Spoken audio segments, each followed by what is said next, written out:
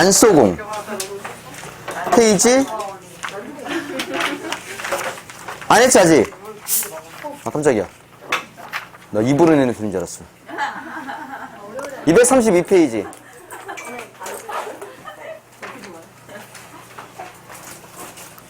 200 응?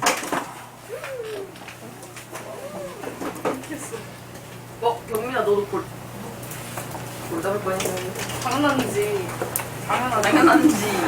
당연하지 그런데 했어 안 했어 단소공? 안 했어요. 준비 안 했거든. 봉산타춤은? 했어요. 뭐야? 근데 학교에서 뭐 사인 했거든. 난 소금 우리 했거든. 난 소금 안 했다. 이게 왜 우리 건가? 봉사를 좀안 했다.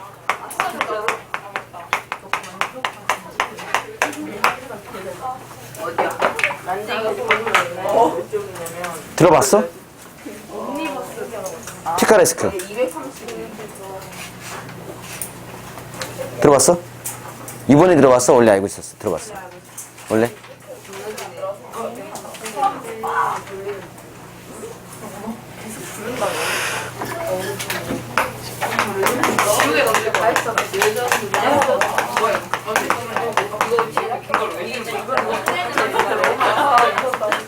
대장에서 있지. 보고 싶어. 그거 사서 안 볼래. 재민이는 책 읽는.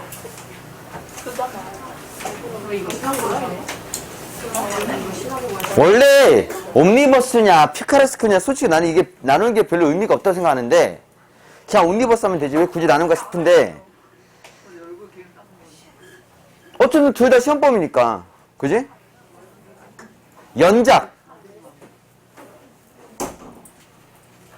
너희 원미동 사람들은 배운 적 있니? 배운 적 없어? 준비됐어?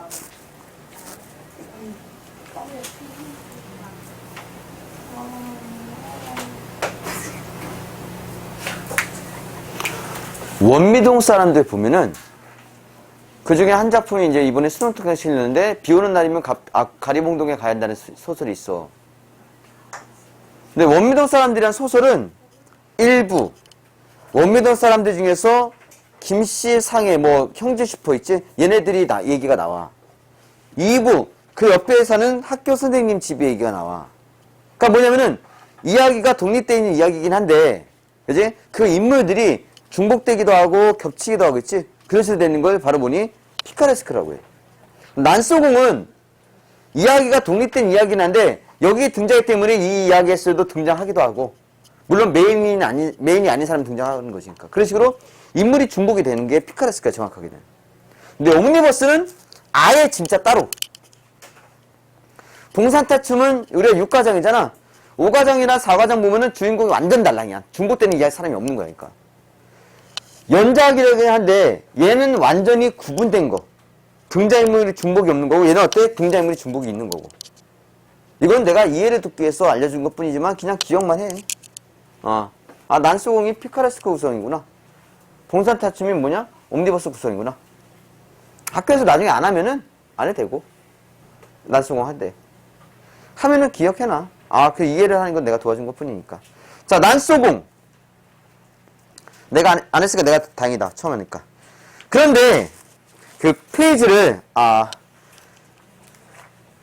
거길 먼저 볼 거야. 어디냐면은 그 241페이지. 241페이지. 개피곤지. 오늘 10시부터 수업이 시작해갖고 딱 10시부터 10시까지 겁나 다리 아파 죽겠어 그냥. 이게 12시간인데인가? 12시간? 이렇게 높은 의자 놓고 대충 기대서 귀찮아서 이게 또 왔다 갔다 하니까 계속 다리야.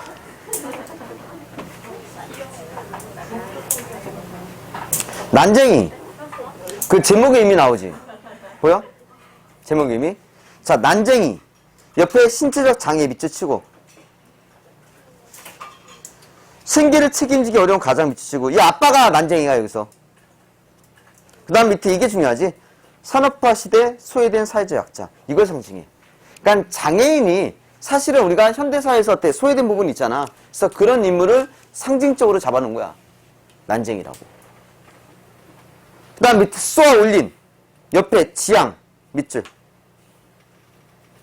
근데 이렇게 하지 말고 뭐 희망. 쏘아 올린. 일단 쐈어. 내 희망을 쐈다고. 그 다음 작은 공. 자, 작은 밑에다가 소박한 소망. 작은 공 밑에. 소박한 소망. 많은 걸 바란 것도 아니었어요. 그냥 판잣집. 우리 그냥 편하게 살 수 있는 집. 좋은 집도 아니고 판잣집. 그거 하나 원했어. 근데 그게 좌절되거든. 그러니까 절실한 영혼. 그런데 잘 봐. 공을 쏘면은 떨어지지 당연히. 그러니까 이 공은 어떻게 되는 거야? 떨어질 거야. 그래서 밑에 보면은 난쟁이의 죽음 밑줄치고 그리고 좌절, 절망을 의미해. 실제로 이 난쟁이가 쏘아올린 장공에서 난쟁이 아버지는 자살해서 죽어. 공장 굴뚝에서 떨어져서 죽어. 그래서 이건 희망의 소설이 아니야. 절망과 좌절의 소설이지. 이거 영화도 있다. 난송의 영화도 있어. 자, 앞에 232페이지.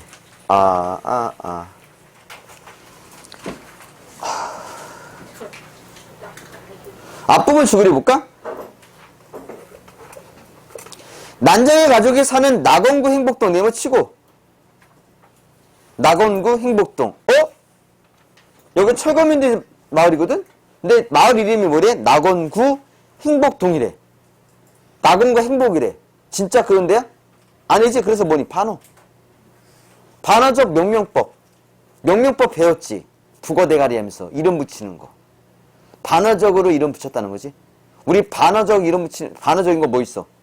대원국 중에서. 제목이 반어잖아. 뭐 있었어? 운수 좋은 날. 제목은 운수 좋은 날인데 그 아내 죽잖아. 그 아내가 왜 죽은 줄 알아? 그 병명이 그거야. 급체. 몇 해 동안 굶다가 겨우 양식을 좀 얻은 거야. 근데 그걸 허겁지겁 먹은 거지. 너무 며칠 동안 굶어갖고. 가난병이야. 그런데 급체를 했는데 그게 약국도 병원에서 약도 짓지 못하고 가난해서 결국 시름시 나타가 죽어버린 거야. 반어적인 제목. 낙원구 행복동. 자, 위에다 이거 내가 필기해주니까 받아 적을래? 동화적이고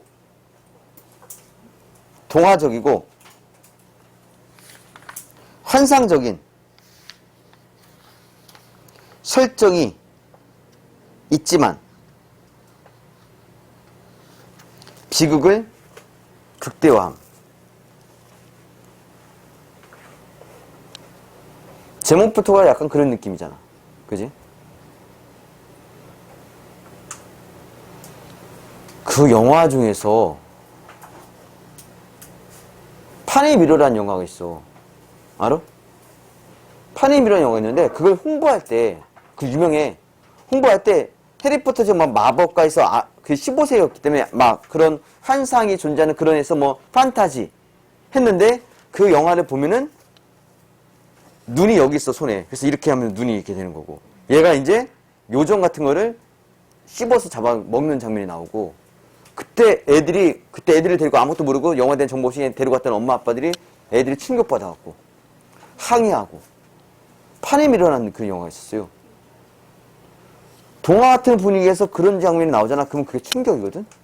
지금 상황 설정이랑 이런 거 되게 동화적이고 환상적인 설정이 돼 있어. 그런데 그 안에 뭐가 있어? 비극이 보이거든. 그래서 뭐야? 더 비극을 극대화하기 위한 장치라고. 나중에 관리 수업 때 문제 풀거든 그런 얘기 나올 거야. 난 다 풀어놨어 이미. 자, 철거 개고장 네모치고 또 밑에 나왔지? 그러니까 몇월 며칠까지 철거하겠으니까 집을 비우시오. 그지? 안 비우면은 그지? 강제 철거 들어가고 그 철거에 대한 비용도 분명히 물어내게 하겠다는 경고장이 있어. 소설에서는 그 경고장이 직접 실려 있어. 그 내용이. 자, 산업화 도시화. 사람들이 농촌에서 도시로 올라왔어. 근데 서울 한복판에서는 다 집을 구하기 힘들어. 진짜 돈이 없고 너무 가난해서. 그래서 서울 주변 변두리에다가 요런 나무 갖고, 판자 나무 갖고 집을 대충 못 박아갖고 이제 집을 짓는 거야. 허름하겠지. 아마 그런 판자집은 나 혼자도 철거할 수 있을 거야. 망치 있으면 철거 가능해, 진짜로. 그걸 지어갖고는 산 거야, 거기서. 근데 이게 허가를 안 받았지, 당연히. 그지? 그러니까 무허가 건물이야. 그런데 도시화 계획에 의해서 그 주변에 땅에다가 이제 아파트 단지를 짓는 거지, 그러니까. 그 다 아파트 단지 지면 얘네 쫓아내야 될 거 아니야. 그래서 야, 나가. 여긴 무허가네, 나가라. 그렇게 하는 거지, 그러니까. 근데 얘네들이 그래도 우리나라가 무슨 독재, 뭐 공산주의 그런 국가가 아니기 때문에 나갈 때 그건 줘, 뭐 입주권을 줘. 입주권이 뭐냐면 지금은 아마 그 분양권 같은 거지, 그러니까. 그런데 문제는 뭐냐? 입주권은 입주할 수 있는 권리일 뿐이지 돈이 아니거든?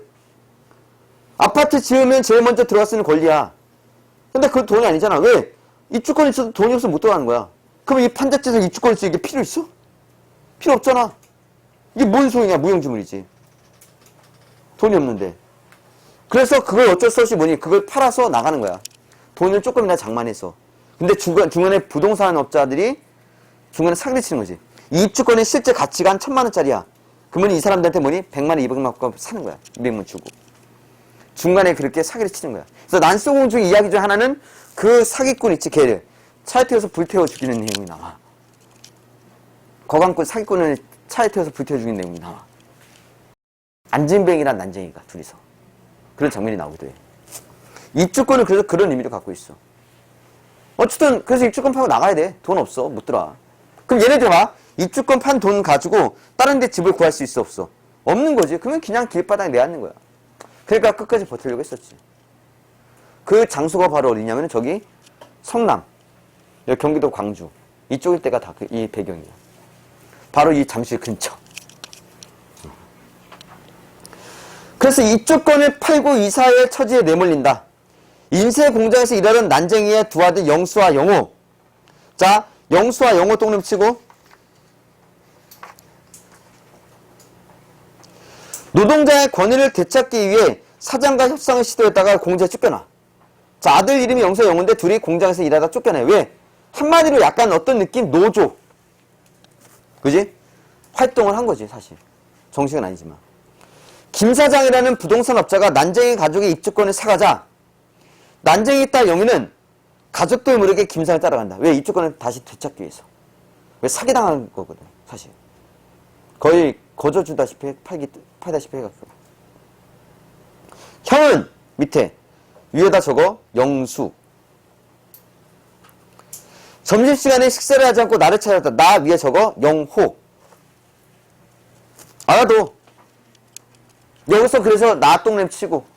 자, 무슨 시점? 1인칭 주인공 시점. 근데 이 소설 얘기했지만 서술자가 나가 영호였다가 처음에 원래 나가 누구였냐면 영수였어. 그 마지막에 누가? 영희. 막내 영희가 서술자가 돼. 나가 돼서. 그래서 이야기 전개돼. 그래서 서술자가 교체가 돼. 그런데 이거 조심해야 돼. 니네 교과서에 있는 지문 갖고 서술자 교체하면 안 돼. 난소공 소설은 서술자 교체가 있지만 니네 교과서에는 뭐니? 딱 그냥 서술자 하나로 유지돼 있어. 묻는 것 따라 달라지는 거야. 지문 안에서는 서술자 교체가 없다. 알겠어? 우리는 기계실 뒤에 쪼그리고 앉아 이야기했다. 우리가 말을 할 줄 몰라서 그렇지 이것은 일종의 싸움이다. 자, 말을 할 줄 몰라서 그렇지 미치치고.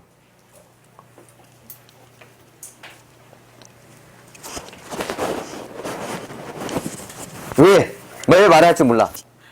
무식해서. 그래서 이 소설은 뒤에 작가가 누구의 역할을 강조하냐면 바로 지식인의 역할을 강조해. 이 사람들은 배운 것도 없고 그저에 들은 것도 없기 때문에 이런 싸움을 해봤자 질 게 뻔하거든? 그러니까 누군가 아는 사람이 대신 싸워야 된다는 얘기를 해. 나중에. 그게 지식인이 나와. 지섭이라고.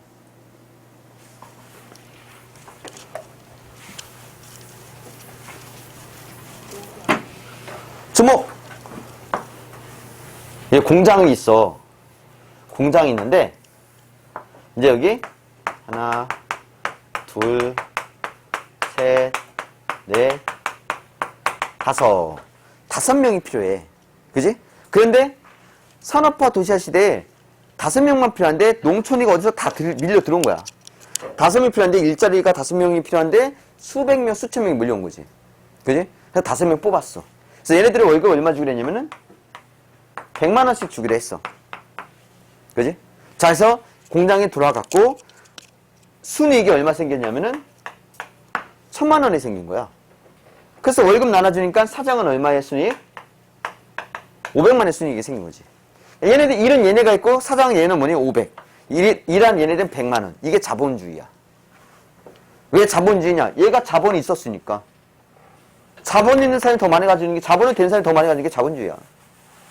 근데 얘가 그냥 500 가지고 우리 이제 같이 함께 잘 살아보자 했으면은 문제가 안 생기는데 이놈이 욕심이 생겨요. 돈을 더 벌고 싶어. 그래서 얘네들 보고 너네 월급 깎자, 힘드니까 80 깎자 그래. 그지? 근데 한 놈이 화를 내면서 말이 되냐고. 왜 월급을 깎냐고. 월급 깎는 게 어디냐고. 그러니까 사장님이 뭐래. 아 그렇지, 좀 기분 나쁘지. 그럼 나가 그래. 너 꺼져. 왜? 아직 수백 명이 대기하고 있어. 일자리를. 일하겠다고. 80조도 일하겠다는 많아. 그래서 뭐니? 결국 나머지는 찍소리도 못하고 가만히 있는 거지. 이때 서로 단합을 해야지 뭐가 결성이. 노조가 있어야지 이게 싸움이 되는데 현대가 또 이제 80 깎았어. 그럼 이익이 얼마 생긴 거야? 500에서 사장은. 600만 원 이익이 생겼네. 그지? 600만 원이 생긴 거야. 근데 이 사장이 또 가만히 있으면 몰라요. 내가 과장하는 게 아니라 실제 현실이었어요. 수익을 더 벌고 싶거든? 그러면 월급을 또 바로 깎자니 좀 그렇고. 그래서 뭐 하냐면은 야근을 시켜, 2시간씩. 야근 좀 하자. 그지? 그래서 야근 수당은 1시간짜리만 주는 거야. 2시간짜리 시켜놓고. 그지? 그래서 수익이 또 얼마냐면은 한 1200이 생긴 거야. 야근 수당 조금씩 나눠주고 해서 얘는 또 얼마? 700이 생긴 거지. 얘는 계속 배불러 가는 거지. 얘네들은 이제 점점 나라고 떨어지고. 이때 얘가 모여서 작당을 하지. 야, 이들은 안 돼. 쓸어버리자. 왜 우리는 이렇게 불공평하게 살아야 되냐? 자, 사장 죽여버리고 우리가 그냥 공장 차지하자. 그래서 우리가 1200이 이익이 생기면 얼마니? 뭐 하여튼 200만 원씩 나눠 갖자. 그지? 이렇게 사장 죽여버리자. 그지? 그 노동자가 이제 주인이 되는 거야. 그게 공산주의야. 공산주의는 그걸 얘기해. 그래서 공산주의는 노동자 계급과 그지? 부르주아 계급이 있는 거야. 걔가 동무동무하지. 왜? 다 똑같은 노동자 계급이니까 동무야. 모두가 동무인 거야. 근데 문제는 뭐니? 동물농장이라는 소설 있지? 그게 이걸 비판한 거야. 동물농장의 주인은 동물들을 잡아 죽이기도 하고 팔기도 하고 그래. 그러니까 동물들이 화가 나서 단합을 해서 동물농장 주인을 쫓아냈어. 누가 리더로 나서냐? 돼지가 리더로 나서요. 근데 이 돼지가 욕심을 부리면서 뭐니? 이 동물들을 지가 통제하기 시작해. 그 돼지가 바로 공산당들이야. 근데 얘들이 말 안 듣잖아. 근데 돼지가 남몰래 뭘 키우고 있었냐면은 도베리만인가? 그지? 걔를 키우고 있었어. 쇠뇌를 시켜서. 그래서 어떤 동물이 말이 안 되니까 그 개를 풀어. 돼지가 개를 풀어. 그래갖고 뭐니? 개를 물을 죽이니까. 결국 나머지 동물들은 찍소리도 못하고 그 돼지 말대로 따라가는 거야. 공산주의가 문제가 그거야. 다 같이 잘 살고 있는데 결국 공산당이 위에 올라선 거야. 똑같은 자본가랑 똑같아요. 그 모순에 대한 얘기. 공산주의에서 결국 다 같이 못 살게 돼. 아무리 열심히 해도 똑같이 나눠갔잖아. 열심히 할 필요가 없어요. 그러니까 다 같이 못 살게 되는 거야. 동물론자 그걸 비판한 거야. 마지막에 돼지들이 갑자기 뭐냐? 직립보행을 하기 시작해. 공산당들이 자본가처럼 하기 시작하는 거니까. 나중에는 이제 농장 사람들과 작당을 해서 원래 동물을 팔아 넘기기도 하고. 그 동물농장에서는. 그 동물농장 그래서 그게 뭐냐? 바로 공산주의 비판하는 거였어. 근데 여기서 문제는 뭐냐? 얘네들이 작당해서 쫓아낸 거잖아. 그럼 뭐 하지 못하게 하면 돼? 작당을 못하게 하면 돼. 못 모이게 하면 돼. 니네 얘기지 하지 마. 그지? 따로 놀아. 하면 돼. 그러면은 저항을 못해요. 노조가 안 돼. 합친 게 노조잖아. 우리나라 노조가 있지. 그지? 노조 없는 회사 있지. 큰 회사인데 노조가 없잖아. 어디? 삼성. 걔 노조 없잖아. 현대차가 노조 엄청나지? 그지? 삼성 노조 없잖아. 왜? 많이 주니까. 뭐 보너스 2000%, 뭐 1000% 이렇게 뭐 연 보너스 이렇게 나오고 막 그러니까 성과급은 성과급 장난 아니잖아. 단지 생명이 좀 짧고 힘들다는 것 뿐이지. 이해돼? 오케이? 이게 70년대 현상이었어. 그래서 이때 이 사회의 어떤 이 노동자의 권한, 최저임금도 없었어. 그지? 법으로 정해진 게, 우리 원래 휴일날, 그 법적으로 휴일날 쉬게 하면은 그거에 대한 뭐 몇 배 이상, 뭐 밤에 몇 시에 지나서 일하면 몇 배 이렇게 정해진 게 있어. 그때 당시 그런 게 없었어. 그래서 그런 게 필요하다 해서 그걸 주장하고 자기 몸에 불질러서 자살한 사람이 있어요. 그게 전태일이야. 검색해보면 기사가 많이 나와. 영화도 있어. 아름다운 청년 전태일에서. 노동법 보장하라고 해서 그 노동법 하니까 이거 손에 들고 분신 자살. 아마 그 거리도 있을걸? 전태일 거지? 거리? 지금 이제 봐봐. 우리가 받아야 할 최소한의 대우를 위해 싸워야 돼. 자, 최소한의 대우. 이걸 원한 거야. 노동자의 권리. 싸움은 언제나 옳은 것과 옳지 않은 것이 부딪혀 일어나는 거야. 우리가 어느 쪽을 생각해? 우리가 오른쪽이야. 알아. 자, 일단 둘이만 작당하고 있어. 형은 점심을 굶었다. 점심시간이 30분밖에 안 됐다. 밑줄. 점심시간이 30분. 봐. 벌써부터 착취지. 노동력 착취. 그지? 점심시간 30분이 말이 돼? 보통 지금 다 얼마야? 1시간이지? 어떤 데는 1시간 반도 있다는데? 2시간까지. 1시간 반이 2시간까지? 우리는 한 공장에서 일했지만, 자, 밑줄. 격리된 생활. 다 같이 어울리지 못해. 따로따로 일해. 이거 보니까 그 생각나지 않아? 부고대가리? 각각 격리돼 있었잖아. 저쪽에 누군지 모르고 이쪽에 누군지 모르고 딸기콘지 뭔지 모르잖아. 노동자는 모두가 격리된 상태에서 일만 했다. 회사 사람들은 우리의 일 양과 성분을 하나하나 조사해 기록했다. 게으른 부림을 쫓아내고 감시하는 거지. 그러니까. 그들은 점심시간으로 30분을 주면서 10분 동안 식사하고, 자, 네모 20분 동안은 공고차라고 했다. 나왔지? 신난다. 공차게 해주고 좋네. 아니지. 밑에 뭐라고 돼 있어. 모여서 얘기하지 말고 공만 차야. 모여서 불만에 대해서 의논하지 말고 회의하지 말고 그냥 니네들은 공만 차야. 밑에 논의하지 못하게. 우리들은 좁은 마당에 나가 죽어라 공만 찼다. 서로 어울리지 못하고 간격을 둔 채 땀만 뻘뻘 흘렸다. 계속 그거야. 부당한 상황에 논의하지 못하게. 우리는 제대로 쉬지도 못하고 그랬다. 공장은 우리에게 일방적으로 원하기만 했다. 자, 또 밑줄. 탁한 공기와 소음 속에서 밤중까지 일을 했다. 나오지? 열악한 노동환경, 노동력 착취. 이거 딱 정리된 거야. 이 페이지 전체 정리한 거야. 열악한 노동환경, 노동력 착취. 그래서 최선의 권리 보장받지 못한다. 니네 이거 검색해봐라. 70년대, 60년대 공장 있지. 그 여공들. 이 일하는 애들이 여학생들 있지. 그러니까 이때 사실 고등학교도 저 중학교 중졸하고 이제 이런 데 가서 이제 어린 나이부터 이제 일하는 거야. 이런 열악한 게있어. 검색해보면 내가 알기로 18시간 일하기도 하고 막 그랬대. 하루 18시간 일하고. 고생은 직살나게 하고 병 걸리고 막 그러겠지. 그런 열악한 환경에서 일했대잖아. 이게 진짜 가장 하나도 없는 거야, 사실. 물론 우리가 금방 죽어가는 상태는 아니었다. 그러나 자, 금방 죽어가는 상태였는데 왜 금방 죽어가면 안 되지? 일 시켜야 되니까. 그러나 작업 환경의 악조건과 흘림 땀에 못 미치는 보수가, 그지? 일은 이만큼 했는데 보수가, 자, 가로, 우리의 신경을 팽팽하게 잡아당겼다. 무슨 뜻이겠어? 신경이 날카로워졌다든가, 아니면 뭐니? 불만이 가득했다든가. 그런 의미겠지.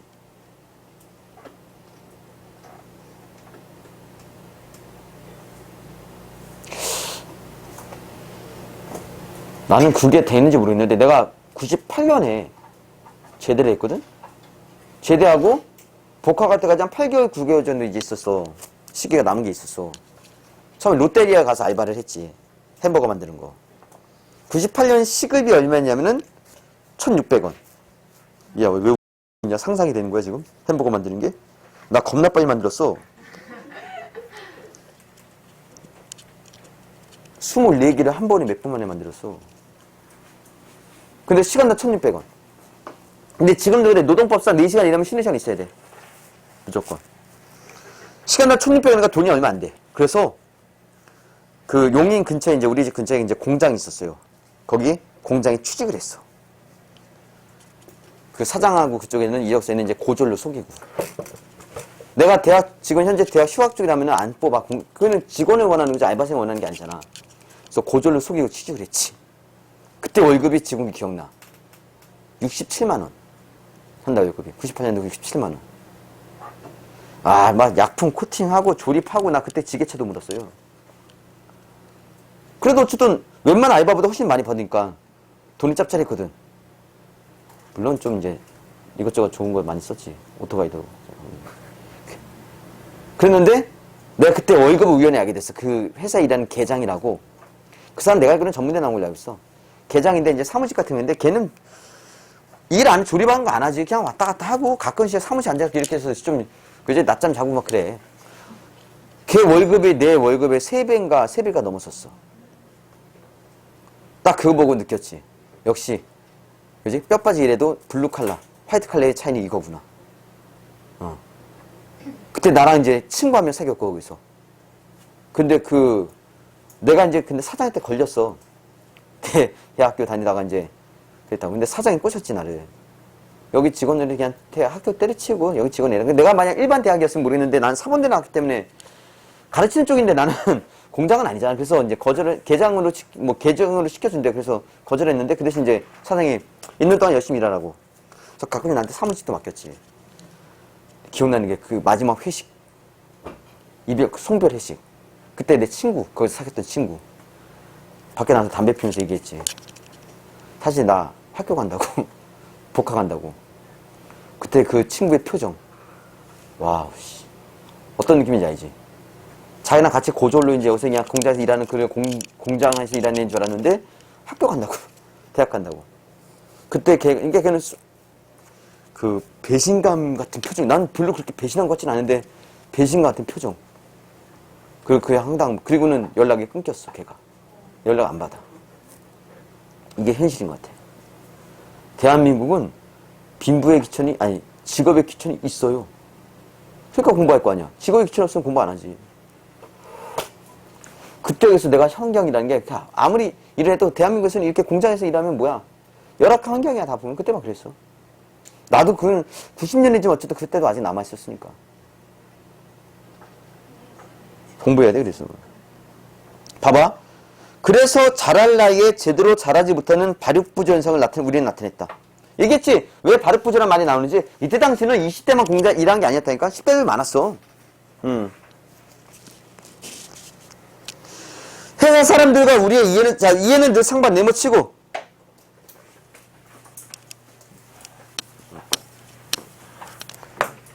이걸 이해하지?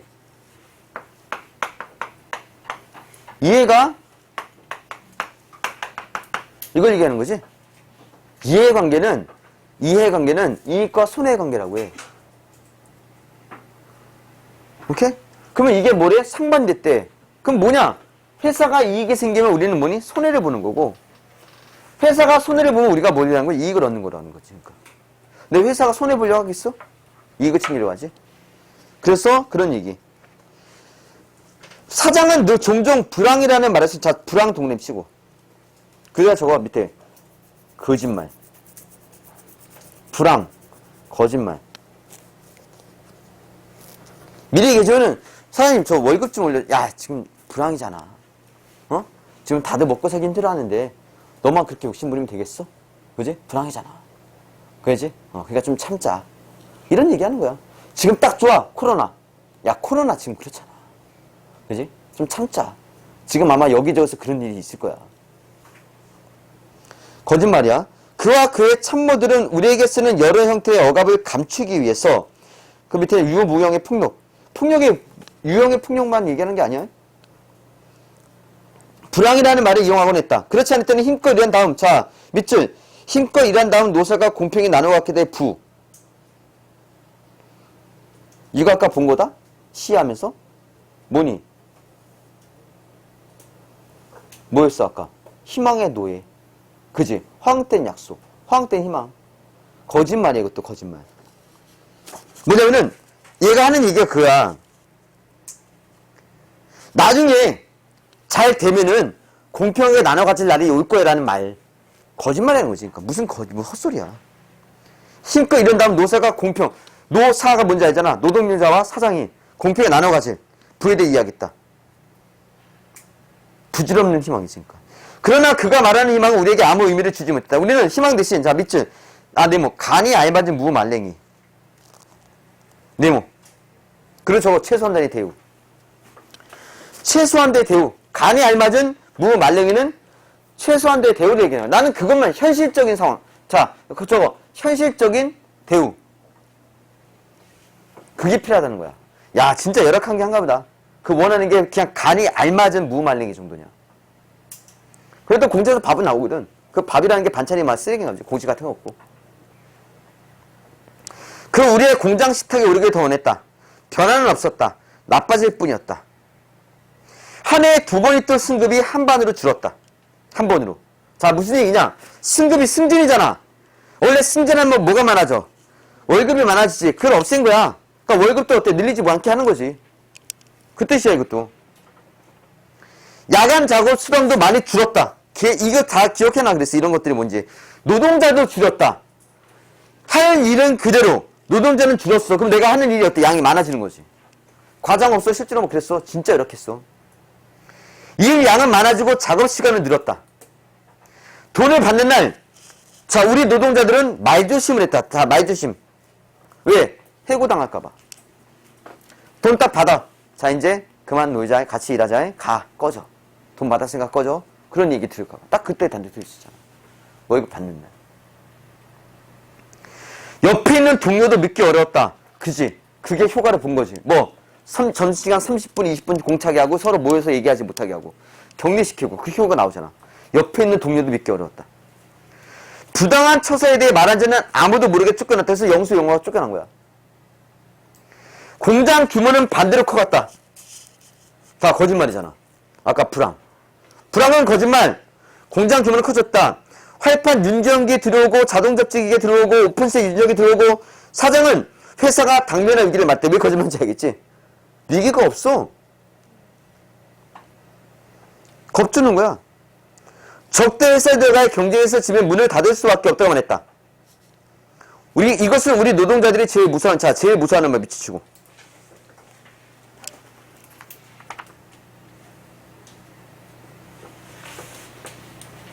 자, 뒤에 나오지만 왜 무슨 말인지 설명이 나오지만 미리 얘기할게. 첫 번째가 뭐냐면은 그지? 일자리를 잃게 될까봐. 회사가 문을 닫으면은 아직 적지만 그냥 들어. 뒤에 나오니까. 그리고 두 번째 뭐냐면은 더 열악하고 안 좋은 환경으로 가게 될까봐요. 그만뒀을 때 더 좋은 환경 가리라는 보장이 없잖아. 더 열악할 수 있잖아. 그지? 다음 세 번째. 이거 말고는 할 줄 아는 게 없어서. 난 여기 있는 거 이거 말고는 할 줄 아는 게 없는 거야. 그러니까 경험이란 내가 지금 그 경력이라는 게 어때? 끝나버리는 거야. 여기서. 새로운 환경에서 또 새로운 걸 해야 되잖아. 그러면 나는 또 초짜라고. 그러면 그만큼 월급도 적겠지 더. 그런 이유로 얘는 회사가 문을 닫는 말에 무서워해. 그럴 일이 없는데 그렇게 조금이라도 그런 가능성이 있으면 무서운 거야. 사장과 참모들이 그래서 알고 있으면 약점을 잡았어. 얘네들이 이런 마음인 거 알고를 그걸 이용했다는 거지. 그러니까. 자 지금 봐봐. 글이 어때? 길어 짧아? 겁나게 짧지. 그지? 밑에다 적어. 간결체라고 적어. 내가 구두로만 불러줄게. 간결체. 자, 간결체는 아니 그게 말이 짧은 게 따뜻한 느낌이겠어? 차가운 느낌이겠어? 당연히 차가운 느낌이야. 소개팅을 나갔는데 뭐 좋아하세요? 밥이요. 취미가 뭐예요? 없는데요? 그지? 뭐 하고 싶으세요? 그냥 뭐 이런 거. 짧잖아. 지금 이게 짧다는 게 뭐냐면은 소설의 전체적인 분위기를 잘 보여주는 거야. 그 사회 자체가 어떤 사회야? 냉수적 사회잖아. 이건 서술은 묻진 않아. 그냥 경계체에 주는 효과야. 그러니까 소설의 분위기, 그지? 주제를 더 잘 부각한다는 거지. 간결체가. 어떤 사회? 차가운 사회. 그지? 비인간적인 사회. 그게 간결체를 통해서 잘 보여주는 거야. 적을 필요는 없어. 이해만 하면 돼, 이거는.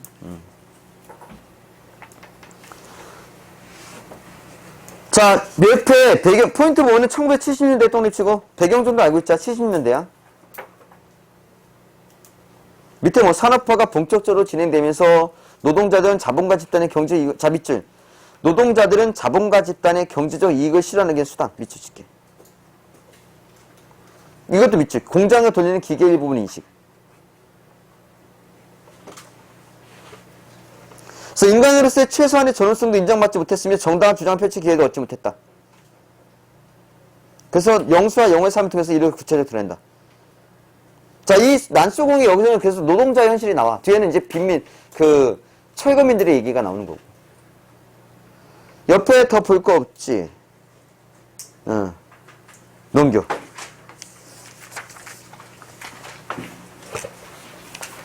그것은 생각만 해도 무서운 일이었다. 뭐, 회사가 문을 닫는 것. 큰 공장이 문을 닫으면 수많은 노동자들은 갈 곳이 없었다. 작은 공장들을 채용할 인원은 한정이 되어 있었다. 일자리 구하는 게 더 쉽지 않다는 거야. 야, 큰 공장이 문 닫으면 그만큼 나가는 실업자가 얼마나 많은데. 나는 돈도 못 벌고 놀게 될지도 모른다. 밑줄. 돈도 못 벌고 놀게 될지도 모른다. 그다음 밑에 낯선 곳 밑줄 치고. 그래, 새로운 일터를 찾는다고 해도 낯선 곳이다. 작은 공장이라, 자, 밑줄. 작업장은 더 나쁘고 돈도 오르지 못해 반응 엑스에 적을 수 있다. 이런 것들. 이런 것들이 얘네들을 두렵게 만드는 거니까. 보장이 안 되니까.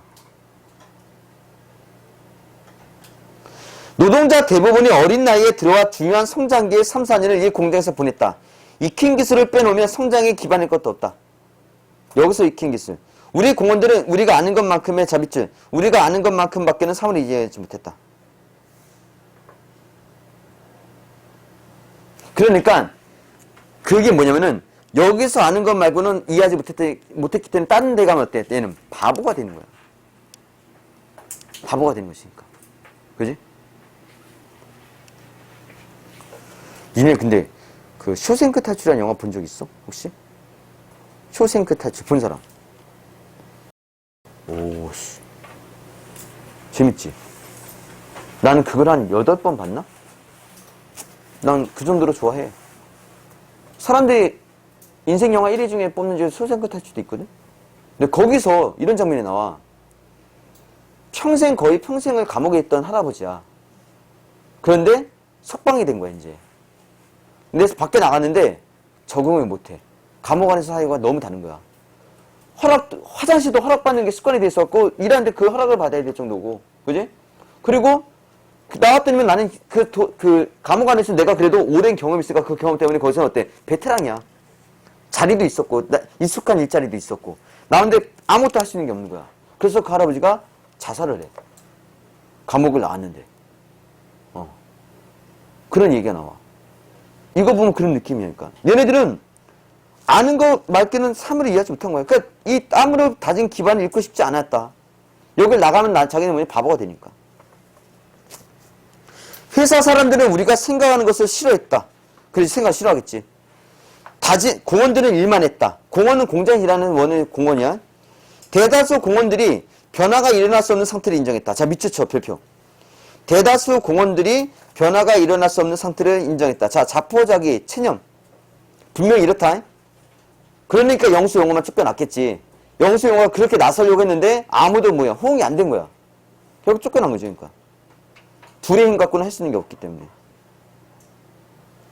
자, 네모. 무엇 하나 일깨워줄 사람도 없었다. 위에다 적어. 이게 지식인이야. 나중에 뒤에 갔다 다시 오게 될 거야, 그래서. 어른들도 자기들의 경험을 들려줄 것이 없었다. 그래 본 적이 없으니까. 어떤 불의에 저항해 본 적이 없으니까. 마음속에서 옳은 것이 실제에서는 반대 방향으로 움직여지는 것만을 그들은 벗었다. 자, 부조리한 현실. 그러니까 현실은 옳지 않은 일이 일어난다. 부조리. 우리는 너무나 모르는 것이 많았다. 사장에게는 다행한 일이었다. 그 사회도 우미나 정책이라는 거 있지? 우미나. 백성들을 뭐 어떻게 만들고 어리석게 만드는 거. 니네 프로야구 개막을 누가 하게 한 거지 알아? 두한이. 전두환이. 우미나 중에 하나야. 프로스포츠 개막. 니네들은 저 스포츠에 열광해. 내가 하는 정체는 신경 쓰지 말고. 그냥 저기서 놀아. 우리 신경 쓰지 마. 자, 올림픽 열어버려. 관심 글로 싹 쏟아버려. 올림픽 열어.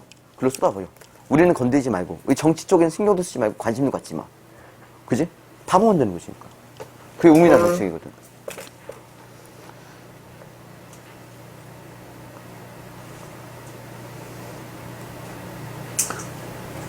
그 집 식구들은 정원 잔디를 기계로 밀어서 깎았다. 그만큼 잘 산다는 얘기지. 정원 잔디. 그 집 정원에서는 손질이 잘 된 나무, 자, 손질이 잘 된 나무 네모치고, 이따가 나오지만 공원들과 대조를 하고 나올 거야, 이제, 이외에. 왜? 이따 어린 졸고 날마다 코피를 흘리는 그 공원이 나오거든. 그 집 나무들은 나무 종합병원에서 나온 나무 의사들이 돌보았다. 나도 나무 병원 앞을 지나가 본 적이 있다. 간판에 귀대개 나무는 건강하니까라고 쓰여져 있었다. 그 밑에는 작은 글씨로 병충해 구제 진단, 생리적 피해 진단, 뇌과 수술, 수술도 안 해, 나무를. 건강 유지 관리라 쓰여져 있었다. 나도 요즘 이게 있는지는 모르겠어. 요즘 이런 거 없겠지? 함께 지나던 어린 졸게 말했다. 자, 네모칠 거야. 우리 집에는 나무가 없습니다. 나는 건강하지 못합니다. 그리고 위에 저거 두 글자. 뭐 자조 또는 냉소. 자조가 뭔지 알지? 자기 스스로를 자기를 조롱하는 거야. 자기를 비하하는 거야. 아, 우리는 뭐 나무보다 못한 인간들이지. 인간도 아닌 거지. 나무보다 못한 놈들이야. 그지? 냉소가 뭔데? 차가운 미소잖아. 거기 나오는 웃음이 나와. 근데 그게 진짜 즐거운 웃음이 아니라 뭐니? 차가운 거지. 썩은 미소지, 그러니까. 우리는 배를 잡고 웃었다. 무엇이 그렇게 우스웠는지 모른다. 조소. 비웃음. 자기 자신에 대한 비웃음. 그리고 어린 조용은 그때 거의 날마다 코 풀렸다. 확실히 이 나무랑 완전히 대조가 되는 거지. 됐어? 자, 1부 끝났는데 잘 들어 지금부터 하는 말. 라 문단 있지? 라 문단 옆에다 적어. 라 문단 옆에다가 다시 현실로 돌아옴. 라 문단에 다시 현실로 돌아옴. 현재로 돌아옴. 이렇게 할까? 현재로? 그러면 우리가 지금까지 읽었던 게 사실은 뭐였던 거야? 과거였던 거야. 과거 해상이었던 거야. 시작을 그런 걸 안 알려주고 시작하니까 그게 몰랐던 거지. 그지? 근데 여기를 통해서 앞에까지 지금까지 봤던 게 뭐니? 과거 회상이었던 게 알게 되는 거야. 그걸 어떻게 하냐? 맨 밑에 봐봐. 너희들은 왜 쫓겼나니 묻지? 그지? 아까 거기서 공장에서 서로 작당하는 상황이었고. 그러니까 과거 회상이었던 거지. 그러니까. 결국 그 작당하다가 나중에 뭐니? 쫓겨난 거고. 동생은 지금 그 입주권을 되찾기 위해서 집을 나갔어. 그지? 형은 웃옷을 벗어 나의 등에 얹어주었다. 풀숲으로 들어선 형의 바짓가랑이도 이슬에 젖었다. 영희를 보았다는 사람은 주정뱅이 아저씨밖에 없었어. 변명한 내 말이니까 아무도 영희를 보지 않았어. 주정뱅이 아저씨가 봤다고 하지만 그게 뭐야? 믿을 만한 게 못 돼. 이렇게 찾는 건 의미가 없어. 변명하도 내가 말했다. 비행 접시가 내렸다는 곳이 여기야. 그 이상 아저씨였던 곳이니까. 그래, 밤새도 뭘 봤니? 형은 내가 그 아저씨 말을 믿었던 것 같아? 아니. 찾아냈을 때 있어야지. 그 아저씨 말을 제대로 믿었다기보다는 어차피 찾아냈을 만한 것이 없기 때문에 그냥 한번 시킨 대로, 얘기한 대로 한번 찾아봤던 거지. 그러니까. 그만 들어가자. 형은 여기가 왜 집을 나간 것 같아? 너희들 때문이야. 엄마 겁나 무서워. 엄마 옆에 그래. 너희들 때문이야. 너희들 핑핑 놀고 있기 때문에 집 나갔어. 돈도 없고 집도 없고 모든 게 너희들 책임이야. 엄마가 자식들한테. 니네 때문이라고. 다른 아이들은 멀쩡하게 나와서 일하는데 너희들은 왜 쫓겨났니? 그지? 이 집에 4식구인데 영희 백수, 영수 백수, 영호 백수, 엄마 백수, 아빠는 막노동. 일용직. 공부 다니면서 가끔씩 일자리 생기면 거기서 이제 수리해주고 그런 느낌. 오케이? 그 다음에 235페이지 보면은 얘는 양극화된 시대 배포치고 양극화 옆에 있잖아. 옆에 235페이지 옆에 양극화. 거기 보면 부익부 빈익빈 있죠. 부익부 빈익빈. 부자는 계속 부자가 되고 가난한 사람은 계속 뭐가 된다? 가난해진다. 빈곤, 불평등, 차별 심화 미치고. 그 개발도상국이라든가 후진국의 공통점이 뭐냐면은 빈부격차가 극과 극으로 심해. 원래 그런 나라가 그래. 그 빈부격차 심하면 그건 안 좋은 나라라고 해. 상황이 좋지 않은 나라야. 그 대표적인 게 인도라고 하잖아. 인도. 인도는 완벽하게 진짜 극과 극이 엄청나게 많대잖아. 장난 아니래잖아. 밑에다 적어. 부의 세습. 부의 세습. 가난의 세습.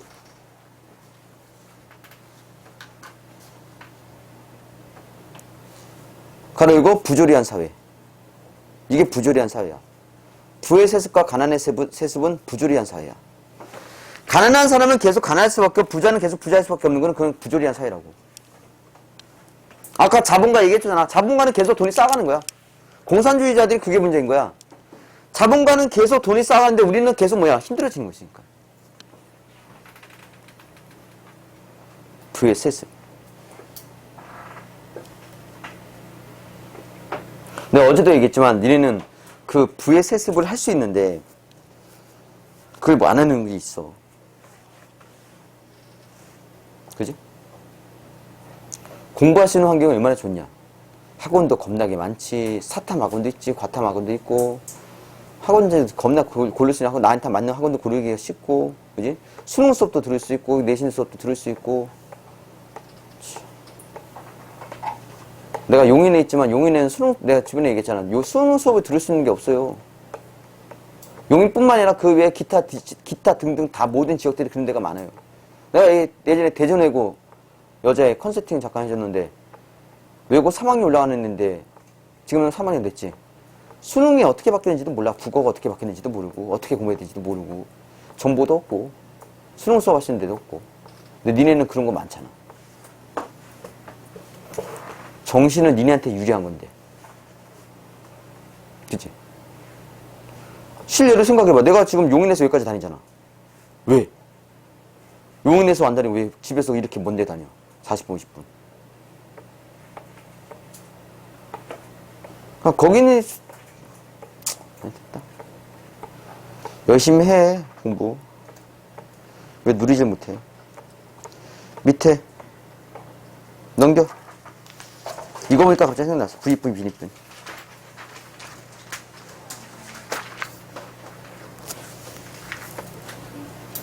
내가 그때 그 얘기 해줬지? 내 와이프 과외하는 애.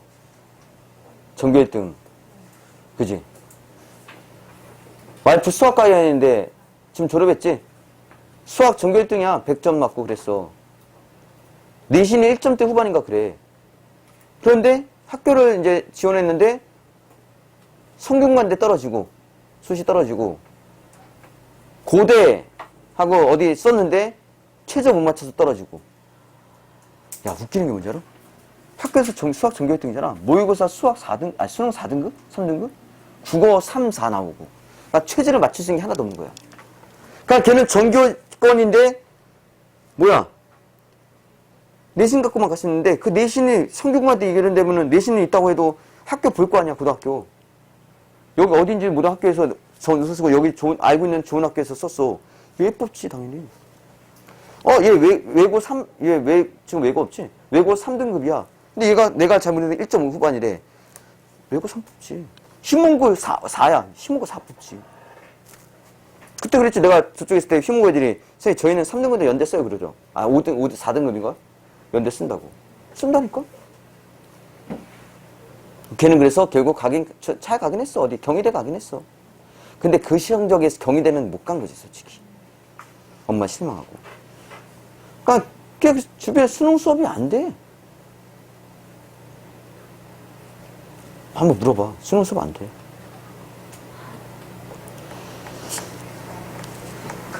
자, 236페이지. 내가 이것 때문에 지금 갑자기 흥분해갖고 부익부 비니비. 몇 페이지 남았어?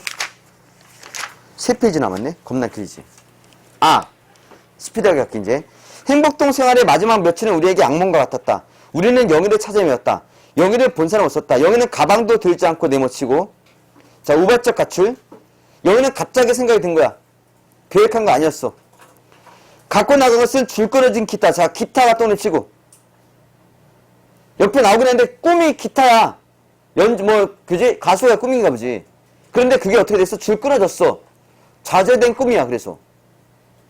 편집꽃 2송이. 현실적이진 않지. 약간 동화적인 그런 느낌이지. 이 편집꽃 2송이. 이 편집꽃은 뭐야? 영의 순수함을 상징해. 편집꽃은 영의 순수함. 기타는 영의 꿈이었어. 꿈과 순수함. 그걸 들고 나갔어. 나는 좀 큰 돌멩이를 집어 던졌다. 이번에도 소리를 들을 수 없었다. 잔물결이 수초사를 밀렸다. 지섭이 이발관지 공터를 지나 곧장 걸어오시다. 지섭 났다 똥남이. 학생운동가 나오지? 자, 얘가 바로 아까 계속 얘기했던 지식인이야. 싸워야 될 사람. 부조리에 맞서 싸워야 될 사람. 얘네들이 움직여야지 뭔가 반할 수 있지. 아무것도 모르는 애들 움직여 갖다 안 돼. 변할 수가 없는 거야. 그 생각이 나중에 나와. 쇠고기. 밑에 저거 최후의 만찬.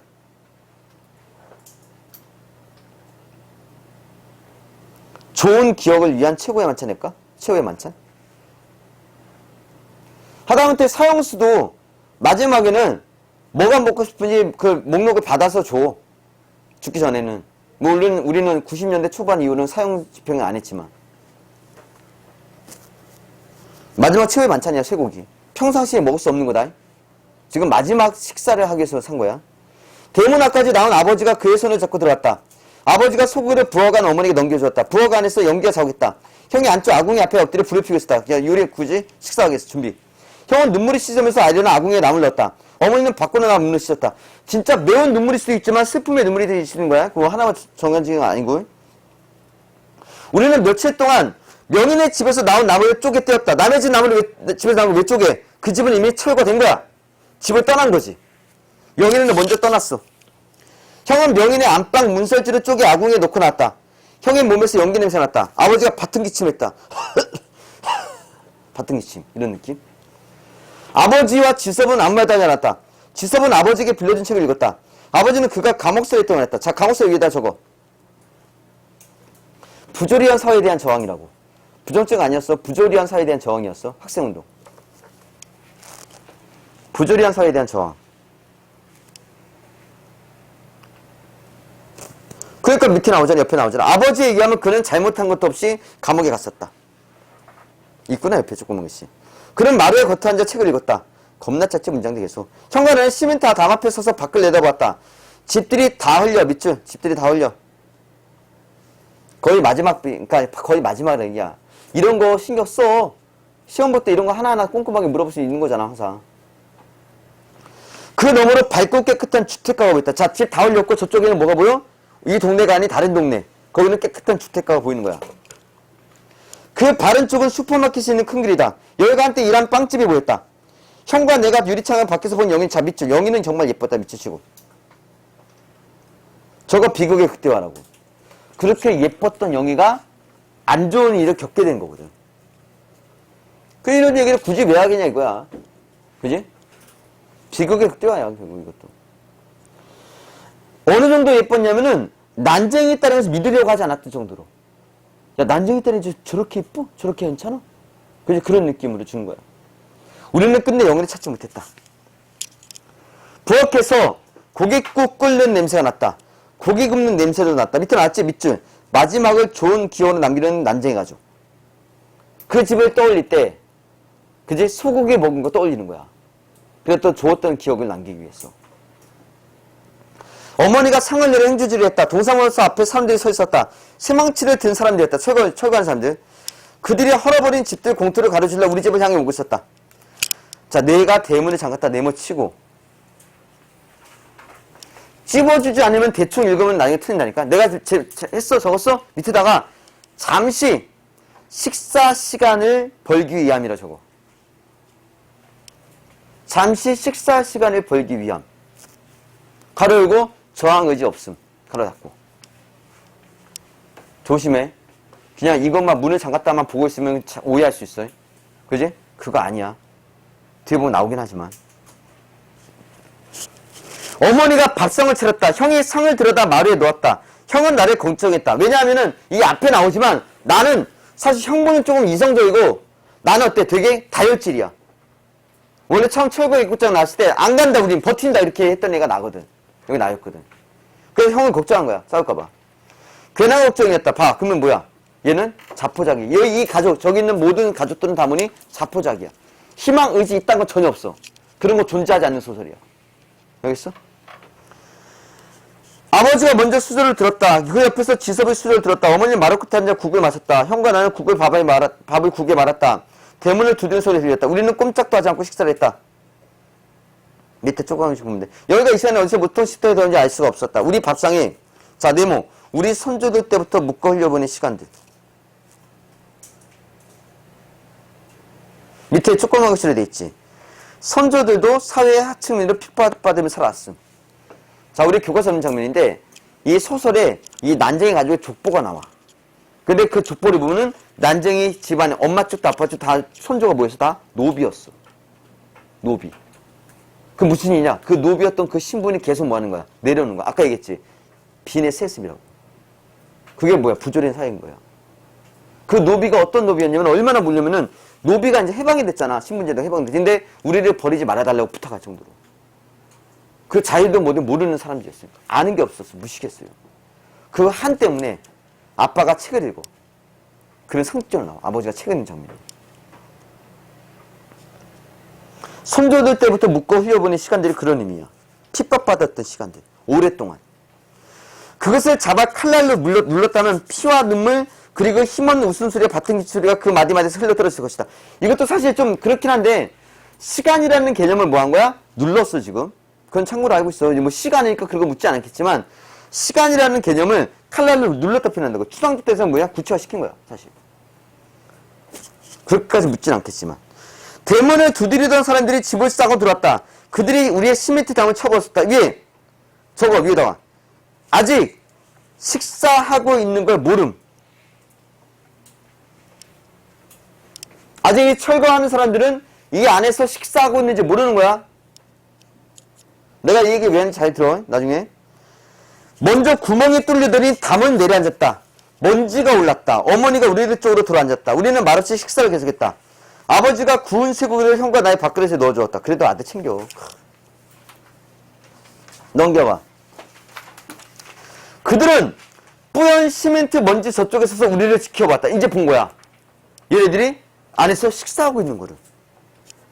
자, 밑줄. 그들은 안으로 들어오지 않았다. 별표. 그냥 불쌍한 난쟁이 가족, 철거당하네, 철거한 사람, 나쁜 사람 이렇게 하면 안 된다고. 그러니까. 그렇게 몰아가도 조심하라고. 그래도 이 사람들 뭐 한 거야 지금? 인간적인 모습 보이는 거야 여기서는. 기다리잖아. 봐, 그대로 서서 우리의 식사가 끝나기를 기다렸다 하잖아. 너무 냉철하고 막 그렇게 몰아붙이지 마, 이 사람들을. 어머니가 부엌으로 들어가 숭늉을 떠왔다. 아버지와 지섭이 숭늉을 마셨다. 숭늉을 다 마시자 어머니가 밥상을 들었다. 내가 먼저 내려가 장갑 잡아. 나 장갑 다 대면 이때 아까 의도를 알겠지. 진짜 이거 밥 먹을 시간만 본 거야. 정하는 게 아니라. 어머니는 밥상을 들고 밖으로 나왔다. 형이 이불과 옷가지를 싼 보따리를 내고. 자, 이불과 옷가지 싼 보따리. 이미 짐을 싸놨었어. 짐을 싸놓은 거였어. 얘기했잖아. 의지 같은 거 없어. 쇠몽체를 든 사람들은 무너진 담 저쪽에서 말없이 지켜보고 있었다. 우리는 어머니가 싸놓은 짐을 하나하나 밖으로 끌어냈다. 싸놓은 짐이잖아. 어머니가 부엌으로 들어가 조리식칼 도마등을 들고 나왔다. 마지막으로 아버지 나왔다. 아버지는 아버지의 공구들이 들어있는 부대를 메고. 자, 아버지 공구. 그러니까 이것저것 집 수리해주거나 이런 일을 하는 거야. 그 일은 사실 일정한 월급이 아니지. 일거리가 있었다면 일하는 거고. 쇠망치를 든 사람들 앞에 쇠망치 대신 종이와 볼펜을 든 사인. 그냥 여기서 이 종이와 볼펜을 든 사인은 책임자. 현장 책임자일 뿐이야. 그가 아버지를 봤다. 아버지가 바른 손을 들어 집을 가리켜 들어왔었다. 이 사인은 뭔지 알겠지? 철거해라 이제. 쇠망치를 든 사람들이 집을 쳐보기 시작했다. 한꺼번에 달라붙어 집을 쳐부수었다. 어머니는 돌아앉아 무너진 소리만 들었다. 차마 쳐다볼 수 없는 거지 진짜로. 북쪽 벽을 치자 지붕이 내려앉았다. 지붕이 내려앉을 때 먼지가 올랐다. 뒤로 물러섰던 사람들이 나머지 벽에 달라붙었다. 내모쳐 아주 쉽게 끝났다. 허무함. 그지? 오랫동안 살았던 삶이 터지니 바로 순식간에 털린 거지. 허무함. 그들은 쇠망치를 놓고 땀을 씻었다. 사내가 종이에 무엇인가 써놓았다. 완료석인. 지섭이 들고 있던 책을 아버지에게 주었다. 그는 산을 향해 걸어왔다. 방금 무슨 일 하셨습니까? 가로 열고 몰라서 묻는 건 아님. 한마디로 상대방이 한 일에 대해서 상기시키기 위한 거야. 몰라서 묻는 게 아니라. 지섭이 물었다. 사내는 몇 초 후에 지섭의 말을 알아들었다. 그가 말했다. 아, 지금 나한테 철거했다고 뭐라는 거야? 그렇게 얘기하는 거야? 라는 생각에 이런 얘기를 하지. 30일까지 철거하게 돼 있었죠? 기한 지났어요. 밑줄. 기한 시한이 지났어요. 이런 것도 기억해보면 철거 기한보다 어때? 시간이 지난 거야? 그날 딱 철거한 게 아니라 행정대집행법에 따라 철거. 자, 행정대집행법 밑에다 적어. 법은 소외된 자를 위한 보호정책이 아님. 그지? 법이라는 게 원래 그런 사람들이 지켜줘야 되는 거 아니야? 그런데 그런 사람들이 지켜주지 못한다는 거지. 더 이상 할 얘기 없습니다.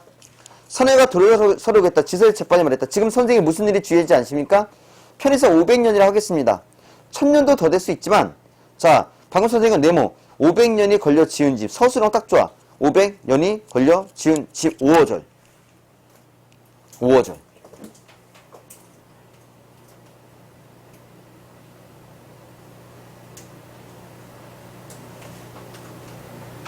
저거 조상 대대로 가난하게 살다 이제야 겨우 마련한 집. 이 500년은 가난한 세월 500년에 생각하는 거야. 그 500년 동안 집 한 채 장만해 못하다가 이제 겨우 뭐니 집 한 채 지은 거라는 거지. 500년이 걸린 거니까. 근데 그게 뭐니 단숨에 철거했다는 거지. 근데 여기서는 아직 편의상 500년이야. 진짜 500년이 아니라 그냥 상징적으로 500년이라는 뜻이야. 5년이 아니라 500년입니다. 그 500년이 도대체 뭡니까? 뭔 소리 하는 거야, 얘 지금. 선혜가 물었다. 모르시겠어요? 지섭이 대응했다. 그만 비켜요. 됐으니까. 당신이 덫을 놓았습니다. 당신이 아니라면 당신이 상부에서. 그지? 여기서 얘는 단지 여기 있는 지휘자니까 얘가 얘기하는 거야. 대개 세대 이상 여기다 생활태전 잡는 걸 몰랐어요? 그죠? 이 철거민들. 덫을 놓은 게 아닙니까? 가서 말해요. 내가 치더라고. 이제 치겠다는 거지. 뒤에 먼저 가서 갈게. 본문부터 마무리하고 다시 돌아올게 여기는. 설마하고 서있던 사내는 고개도 돌리지 못했다. 지섭의 주먹이 사내의 안면에 정통 들어갔다. 사내는 두 손으로 얼굴을 감싸는 상체를 쓰고 그랬다. 얘가 기분 나쁜 게 아니라 그냥 여기에서는 얘가 제일 지휘자니까 우두머리니까. 그지? 그래서 얘를 친 것뿐이야. 두 손 사이로 피가 흘려내렸다. 수그린 사내를 지섭이 또 쳤다. 사내는 앞으로 푹 쓰러졌다. 우리가 말릴 사이도 없었다. 쇠망치를 든 사람들이 마찬가지였다. 그들은 뒤늦게 몰려와. 자, 그들은 뒤늦게 몰려와. 미치치고. 그냥 상황 파악 정확히 하라고. 바로 그제 뒤늦게 몰려왔지. 지섭에게 달려들었다. 여러 사람이 한꺼번에 치고 받고 밟았다. 형과 내가 나설 차례했다. 그런데 아버지가 우리의 팔을 잡아 그랬다. 자, 놔둬라. 별표. 밑에 있던 별표. 아는 사람이 말하게 해라. 이게 작가 생각이 나오지 옆에.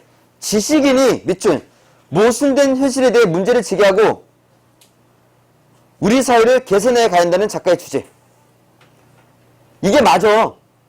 좀 아는 사람, 그지? 대학문 좀 먹고, 그지? 사회 지도층이 될 수 있는 사람, 얘네들이 바뀌어야지. 얘네들이 나서야지.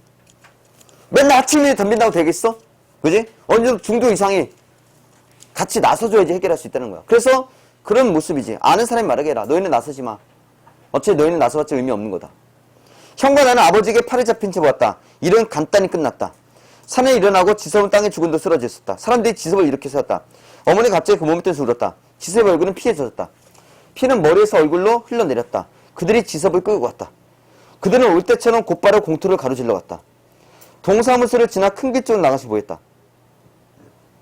아버지가 돌아서더니 들고 있던 책을 형에게 주었다. 아버지가 그를 향해 걸었다.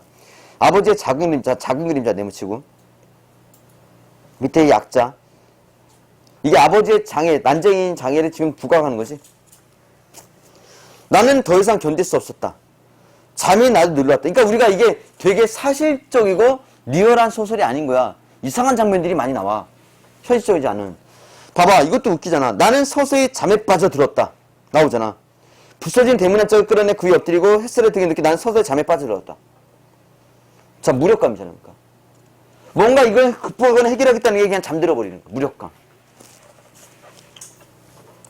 우리 식구와 지섭을 제외하고 세계는 모두 이상했다. 부주리한 일동을 치고. 아니었다. 아버지와 지섭도 이상했다. 왜? 이상형을 꿈꾸는 사람도 이상하게 여기 미쳐줄게.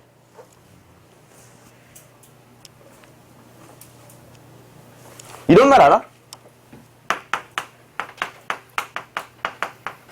회의적이란 말? 회의적이다. 저거 회의적 태도. 아버지와 지서마지 이상했다. 회의적이라는 게 뭐냐면은 앞으로 일어날 결과에 대해서 부정적이고 있지. 절망적으로 생각하는 게 회의적이야. 회의적 태도는 아예 안 될 거야. 이런 생각이 회의적이야. 그러니까 이런 태도를 갖고 있는 얘 입장에서는 뭔가 좀 나서고 적소는 모습을 보이는 누가? 아버지와 지섭이 이상했다는 거지. 왜? 어차피 안 될 건데. 굳이 왜 저렇게 설치는가? 왜 저렇게 강하게 그렇게 저항까지 하는가? 그런 생각. 그래서 이상하다 생각하는 거지. 나는 햇살 속에서 꿈을 꾸었다. 영희가 펜지꽃 두송이. 자, 펜지꽃 아까 뭐였어? 영희의 순수함이었지. 그게 뭐래? 공장 폐수 속에 던져지고 있대잖아. 밑에 암담한 현실을 상징적으로 나타낸다.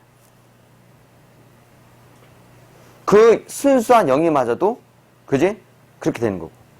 뒷부분 줄거리. 김 사장의 집에서 생활하며 기회를 엿보던 영희는 막 가족의 입주권을 찾아 도망친다. 입주 신청을 마치고 옛날에 살던 집으로 돌아온 영희는 식구들이 이미 떠나버렸고 아버지는 죽었다는 소식을 듣는다. 그지? 완전 비극의 비극이지. 옆에 3부 줄거리 봐봐. 옆에. 그러니까 영희가 막내딸인데 영희는 입주권을 가져간 투기업자를 따라갔으나 그에게 순결을 빼앗기고 학대당한다. 그 영희는 투기업자에게 수면제를 먹인 후에 입주권과 돈을 겨우 되찾아서 그지? 왔지만 다 끝난 거야. 아버지는 자살하고 가족들은 삐뚤어 터지고 겁나 어둡지. 그지?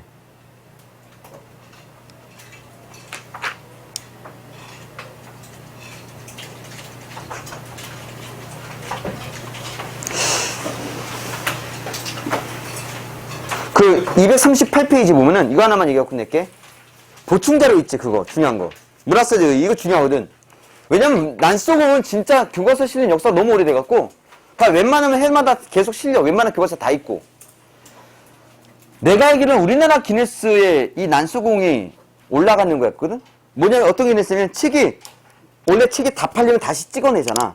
그 찍어낸 거를 가장 많이 한 책으로 알고 있어. 이 난쏘공이. 밀리언셀러 기록하고 100만 부 이상 팔리고 막 그랬지. 누적 판매가 계속 늘어나고 지금도 계속 늘고 있고. 70년대 우리 사회에 대두된 노동 문제. 자, 노동 문제 미치고 70년대 노동 문제. 형상화 미치치고 선구제 역할. 그래서 이런 거 중요해. 난쏘공은. 문화사도 되게 중요하거든. 자, 두 번째. 노동운동의 지향성을 함께 고민 미치치고.